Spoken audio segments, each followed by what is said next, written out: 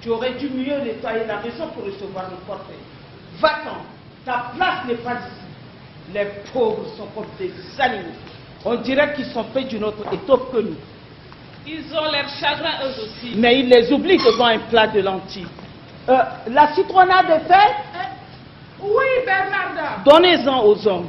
Ils en prennent dans le patio. Qu'ils sortent par où ils sont entrés. Je ne veux pas qu'ils passent par ici. Tu n'as pas à te plaindre. Tout le village est venu. Oui, pour remplir ma maison de la sueur de ses jupes et du venin de ses langues. Mais ne parlez pas ainsi. C'est ainsi que l'on doit parler dans ce maudit village sans rivière. Village sans puits où l'on trempe toujours de boire une eau empoisonnée. Ah, dans quel état ils m'ont mis le carrelage? Pire que troupeau de chèvres. Donne-moi un éventail. Tenez. Est-ce là un éventail qu'on donne à une veuve? Donne-moi un noir et apprends à respecter le deuil de ton père. Prenez le mien. Et toi? Je n'ai pas chaud. Va en chercher un autre, car tu en auras besoin. Pendant les 8 ans que durera le deuil, l'air de la rue ne doit pas pénétrer dans cette maison. En attendant, vous pouvez vous mettre à broder vos trousseaux. Cela m'est égal. Si tu ne veux pas les broder, eh bien on s'en passera. Les tiens feront plus d'effet. Ni les miens, ni les vôtres. Je sais que je ne me marierai pas. J'aimerais mieux porter des sacs de blé au moulin, tout plutôt que de moisir jour après jour dans ce camp. C'est la condition de la femme. Maudites soient les femmes. Ici, on fait ce que j'ordonne. Maintenant, tu ne peux plus rapporter à ton père le fil et l'aiguille pour la femme, le fouet et la mule pour l'homme. C'est la règle dans les bonnes familles. Bernarda,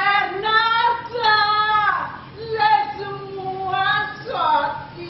Lâchez-la. J'ai eu du mal à la tenir. Malgré ses 80 ans, ta mère est forte comme un chêne. Elle a de qui tenir.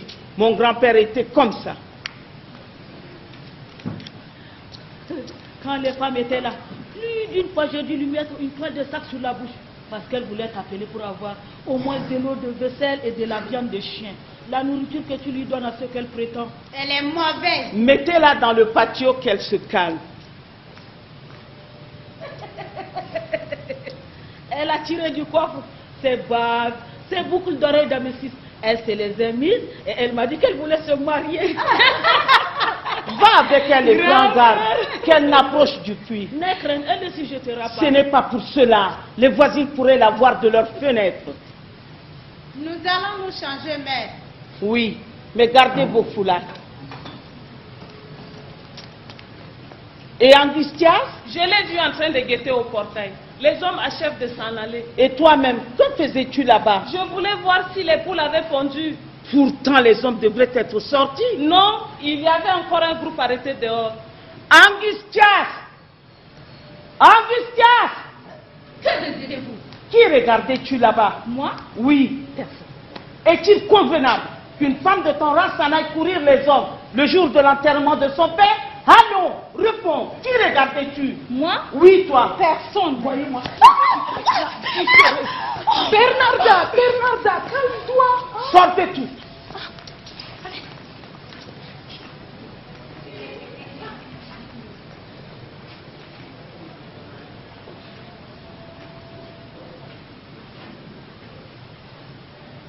Elle ne se rendait pas compte de ce qu'elle faisait. Bien sûr, c'est très mal. D'abord, je l'ai vu s'esquiver du côté du patio.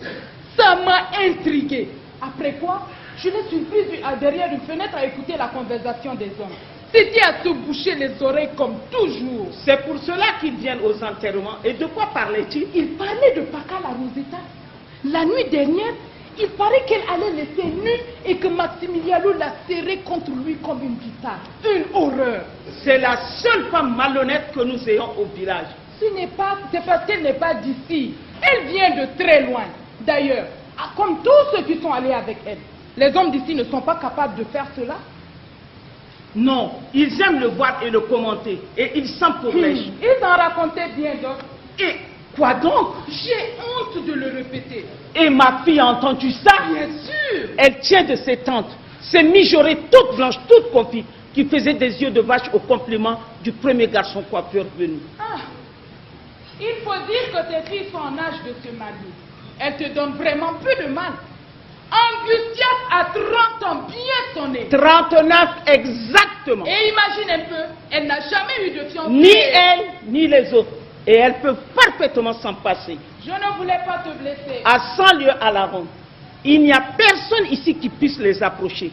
Les hommes d'ici ne sont pas de leur rang. Voudrais-tu que je les livre à un quelconque valet de fer? Tu devrais aller dans un autre village. C'est cela, pour les vendre. Non, Bernarda, pour changer. Hein? Ailleurs, c'est certain, elles feront figure de pauvres.